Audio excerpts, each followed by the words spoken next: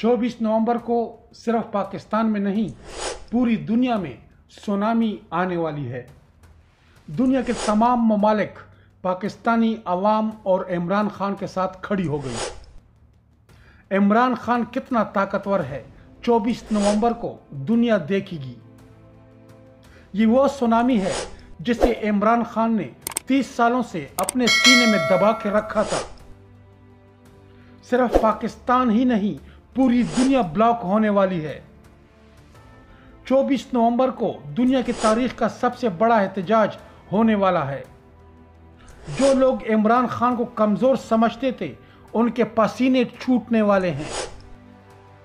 24 नवंबर को इमरान खान टिकटॉक और यूट्यूब के एल्गोरिथम को चीर पाड़ के रख देगा। पूरी दुनिया इमरान खान के साथ खड़ी हो गई। ये एहतजाज सिर्फ पाकिस्तान में नहीं, बरतानिया में होगा, अमेरिका के 7 रियासतों में होगा, कनाडा के 2 शहरों में होगा, नॉर्वे के 2 शहरों में होगा, ऑस्ट्रेलिया के 5 बड़े शहरों में होगा, New Zealand, Denmark, Spain, Holland, Japan, Germany, France, यूनान, स्विट्जरलैंड और साउथ कोरिया के अलावा दुनिया के बहुत सारे मुल्कों में लोग निकलने वाले हैं। ये सुनामी आगे बढ़ने वाली है। 24 नवंबर को इमरान खान का ताकत दुनिया देखेगी।